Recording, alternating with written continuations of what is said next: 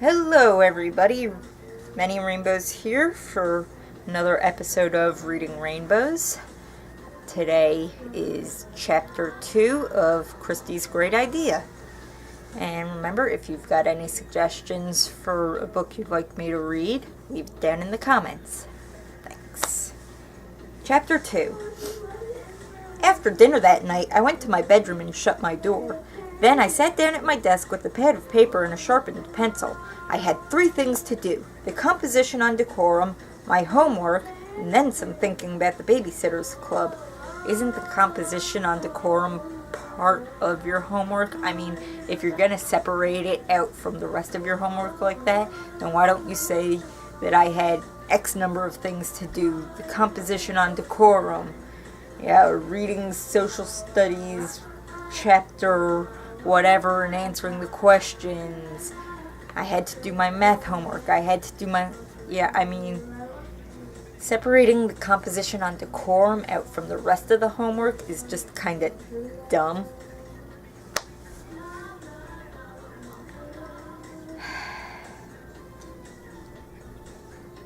I plan to do them in that order, grossest first. Yes, because writing 100 words is just totally horrible.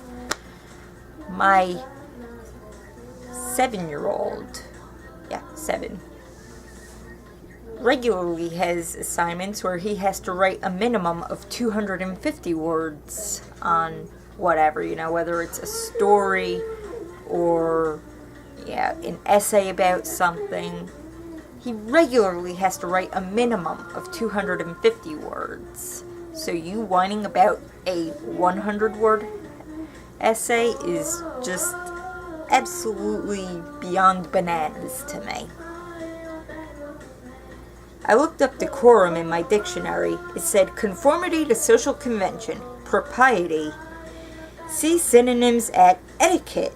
I had to look up both propriety and etiquette before I got the picture. You don't even know what etiquette means? You're 12? Then I understood I'd been rude. Why hadn't Mr. Redmond just said so? He did. He used big girl language. Maybe if you can't understand, big people language like decorum and etiquette, A, you go to a really crappy school, and B, maybe you should get left back a few times. Start reading a dictionary if your schools are that bad. Something. Anything. It would have made things a lot simpler. So I wrote down some stuff about how being rude was distracting to the other students and made Stony Brook Middle School look bad to visitors. I counted the words, 98. So I added the end with a great big flourish and hoped for the best. Okay, A, most teachers aren't going to sit there and count every single freaking word. It's just, we say something like write a 100-word composition or, write a 250-word essay just so that, it's not 1 or 2 sentences. We want a little thought actually put into this. Second of all, the only time you add the end with a great big flourish is if you've got a set page length, like say 2 pages that you have to write, and you can't quite finish those 2 pages, so you write the end with a great big flourish to make it look like you wrote 2 pages. And even then I got yelled at in 5th grade for doing that. But that's mostly because I used to write extremely tiny, so what for other people would be like 3 pages was barely over a page for me. So I'd write the end in gigantic letters just because, I couldn't think of anything more to put, but my writing was tiny, so I just put the end and hoped that the teacher didn't really care. Then I did the math assignment and read about Paraguay for social studies, and then it was time to think about the Babysitters Club. I smoothed out a fresh piece of paper and started making a list. Number 1, members, me, Marianne, Claudia, who else? 2, advertising, flyers, telephone, newspaper. 3, Set up meeting times when clients can call to line up sitters. Where to meet. Number 4, weekly dues for expenses. My idea was that Marianne and Claudia and I would form a club to do babysitting. So your idea for the Babysitters Club is that it's a club to do babysitting. Wow, that took a lot of thought. We would tell people, our clients, that at certain times during the week we could all be reached at one number. We would hold our meetings during those times. That way, when someone needed a sitter, he or she could make one phone call and reach 3 different people. One of us would be available for sure. Of course, people could call us individually at other times, but the beauty of the meetings would be the opportunity to reach several babysitters at once. Our clients wouldn't have to go through what Mom had just gone through at dinner. And how often does your mom have to do that? Just saying. We would have to advertise ourselves, I decided. I was hoping Claudia would help us make some flyers to stick in the mailboxes in our neighborhood. She'd be able to draw something really cute on our ads. Little tip, sticking flyers in mailboxes is technically screwing with government property or whatever, because a mailbox is technically federal property since the mail is a government business. So you sticking the flyers in the mailboxes could technically be considered a crime. Just saying. I looked at my watch. It was 8:45. 15 more minutes before I was supposed to signal Marianne. I was getting edgy. I had such a terrific idea, and I couldn't even pick up the phone like a normal human being to tell Marianne about it. Mr. Spear would just tell me I could see Marianne in school tomorrow. Okay, his rule is that she can only talk on the phone after dinner if it's about babysitting or homework. Yes? Well, this is about babysitting in a way. Just a thought. I sighed. Mom knocked on my door. I knew it was Mom because none of my brothers ever bothered to knock. They just barge in. Come in, I called. Hi, sweetie, said Mom. She closed the door behind her and sat on the edge of my bed. How was school? Mom tries to spend a little time alone with each of us kids every day. She feels guilty that she and my father are divorced and that she has to work full-time to support us. She's told us so. I wish she wouldn't feel guilty. It's not her fault that Dad ran off to California and got married again and doesn't send Mom much child support money. You're 12 years old and you know all these details. I'm sorry, but your mom really doesn't need to be discussing this with you kids. Seriously. Mom says she doesn't want more money, though. She has a terrific job at this big company in Stamford, and she likes the fact that she can support us so well. It makes her feel proud and independent, but she still feels guilty. Again, these are details that you really don't need to be sharing with your 12-year-old daughter. My father can be sort of a jerk sometimes. He hasn't called us in over a year, and he even forgot my 12th birthday last month. Yes, because your mom not getting child support is just, oh, don't worry about that. But, oh my God, he forgot my birthday last month.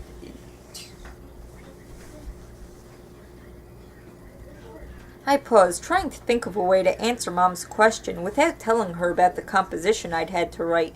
Kristy? Mom asked. It was fine. Okay, what happened? There was absolutely no fooling Mom. Well, no, you hesitated. You never hesitate if you're going to lie to your parent. Well, I said, you know how hot it was today? Yes. And you know how sometimes a hot day can seem really long? Kristy, get to the point. So I did, and Mom laughed. Then she read my composition and said she thought it was fine. I asked her if she thought the end could count as the 99th and 100th words, and she smiled and said she hoped so. My mom is really great. When she left to go talk to Sam, it was 9 o'clock. I got out my flashlight and turned off the lamp by my desk and stood at the window that faced Mary Ann's room. I flashed the light once to let her know I was there. She flashed back. Good. She was ready. Then I flashed out this message. It took forever. Have great idea for Babysitters Club. Must talk. Important. Can't wait. We can get lots of jobs. I'm wondering what their method is. Yeah, is it like Morse code, sort of, with, flickers and then, holding the light on for long periods of time? Or is it like, click it once for A, twice for B, 3 times for C? Or is it like drawing the letters with the flashlight beam on the wall so that the person who's getting the message has to sort of sit and go, okay, and sort of write as they're watching these letters being flashed and formed? There was a pause. Then Mary Ann flashed, what? And I had to start all over again. I shortened the message. At last Mary Ann flashed, terrific, see you tomorrow. I get the feeling that Mary Ann still didn't get the message and she just figured, this is impossible. We'll just talk about it tomorrow, but she didn't want to, flash out this whole long, I still don't understand, just tell me tomorrow type deal. So she just said, terrific, see you tomorrow. Anyhow, Mary Ann hasn't been caught once, and we plan to keep it that way.